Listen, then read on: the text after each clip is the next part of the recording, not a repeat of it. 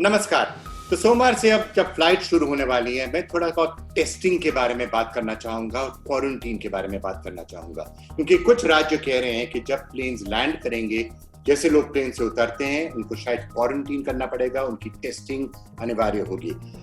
कुछ लोगों का कहना है, मंत्री ने भी कहा था कि इसकी क्या जरूरत है, अगर आरोग्य सेतु में आपका स्टेटस हरा है तो क्वारंटीन और टेस्टिंग की क्या जरूरत पड़ सकती है। अब इसमें समस्या तो यही है कि हो सकता है कि किसी ने गलत इंफॉर्मेशन डाली है आरोग्य सेतु में, पर जो सबसे गंभीर समस्या है वो ये है, हमने अभी तक देखा है कि काफी लोग ट्रेन से तो गए ही हैं, एक राज्य से दूसरे राज्य तक।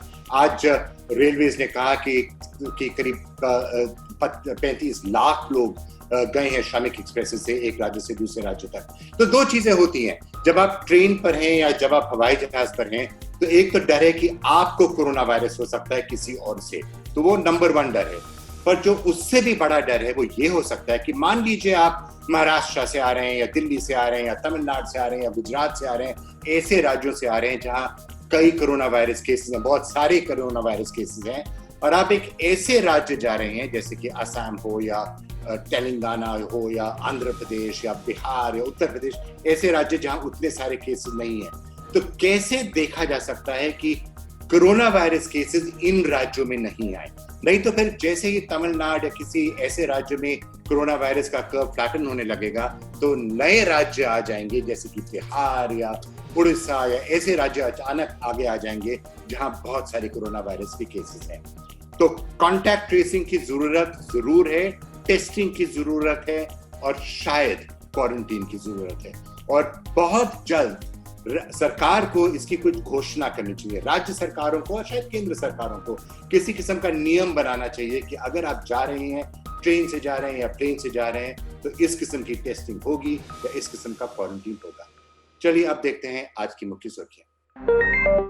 नागरिक उड्डयन मंत्री हरदीप सिंह पुरी ने कहा है कि भारत अगस्त से पहले अंतर्राष्ट्रीय उड़ानें शुरू कर सकता है। हालांकि उन्होंने स्पष्ट किया कि फ्लाइट शुरू करने से पहले कोरोना वायरस के हालात का आकलन जरूर किया जाएगा।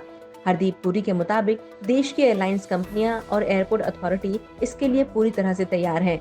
उन्होंने बताया कि देश में लोगों के बीच फ्लाइट सेवा की काफी मांग है और इसी के मद्देनजर 25 मई से 33% घरेलू उड़ानें शुरू हो रही हैं।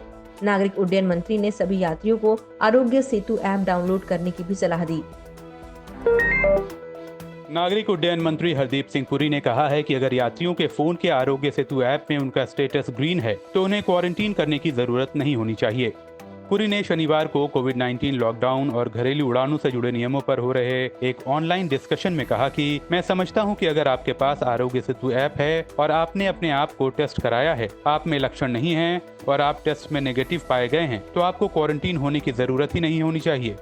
उड्डयन मंत्रालय के मुताबिक घरेलू उड़ान सेवा में सिर्फ उन्हीं यात्रियों को इजाजत दी जाएगी जिनके पास आरोग्य सेतु ऐप होगा और उसमें उनका सिग्नल ग्रीन दिख रहा होगा। यात्रा से पहले सभी यात्रियों की स्क्रीनिंग होगी और कोरोना जैसे लक्षण मिलने पर यात्रा की इजाजत नहीं दी जाएगी।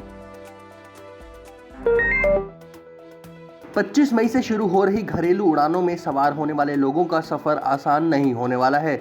देश के 5 राज्यों और एक केंद्र शासित प्रदेश ने अपने यहां आने वाले उड़ानों को लेकर गाइडलाइंस जारी कर दी हैं, जिसके अनुसार विमान में सफर करने वाले यात्रियों को राज्य में प्रवेश करने के बाद क्वारंटीन किया जाएगा।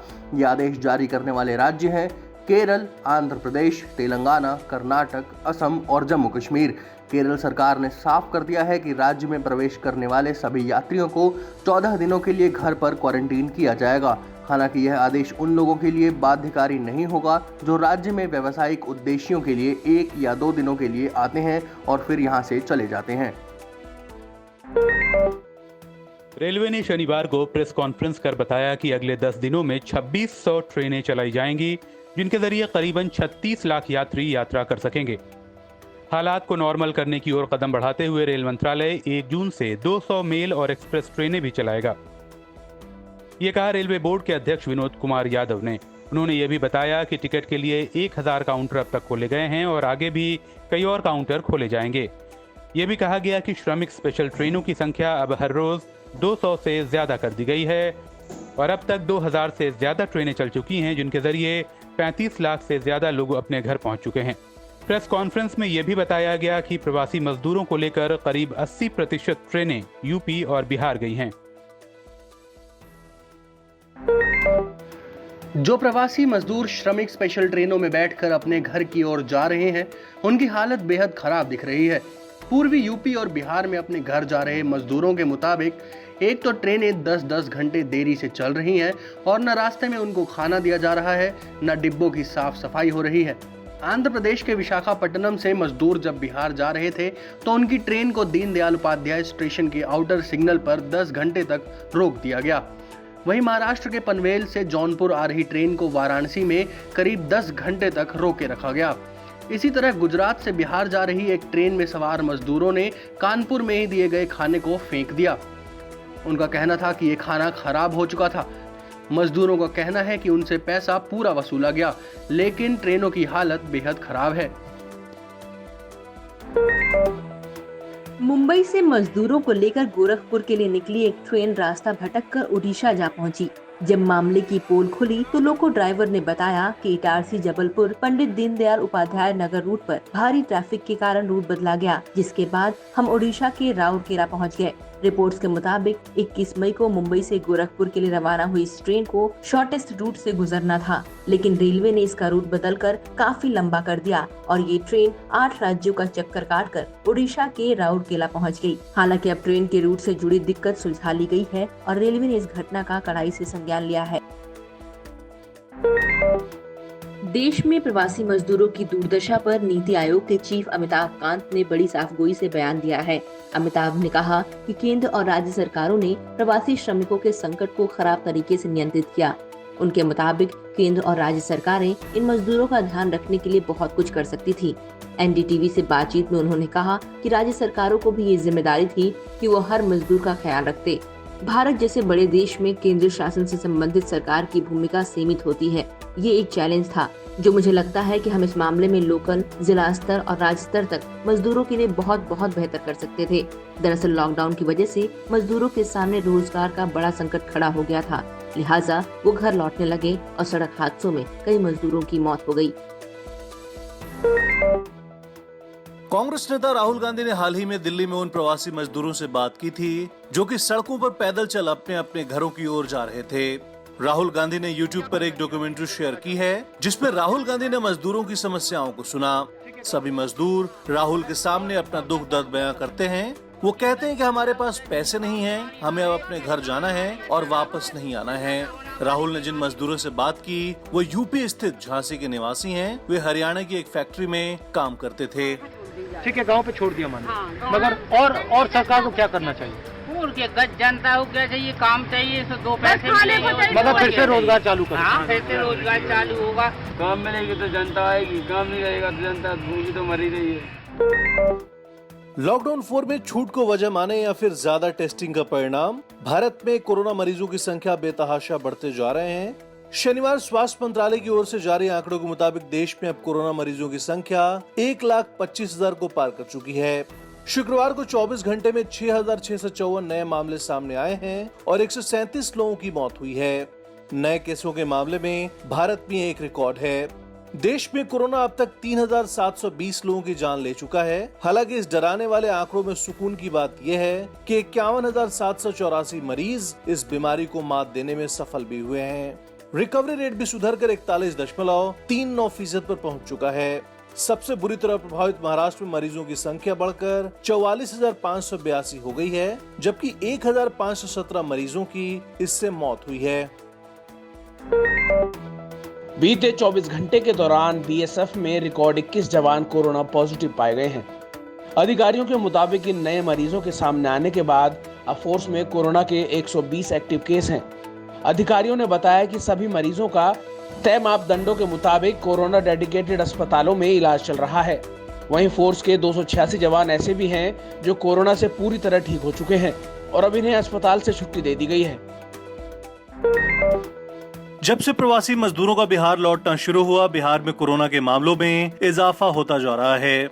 बिहार में सोमवार को 6 नए कोरोना पॉजिटिव मरीज मिले हैं। इसके पहले रविवार को एक दिन में 142 नए कोरोना पॉजिटिव मिले थे।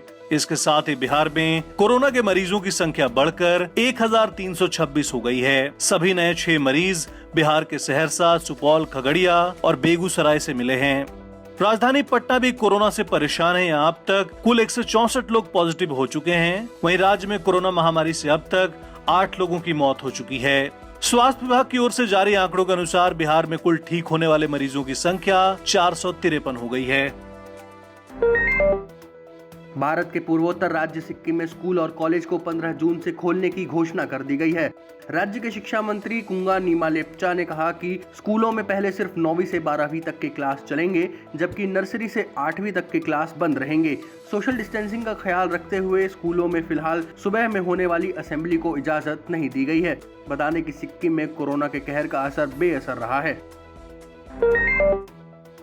देश में वैसे तो कोरोना के मामले बेकाबू हो रहे हैं, लेकिन कुछ शहरों में रिकवरी रेट उम्मीद जताते हैं।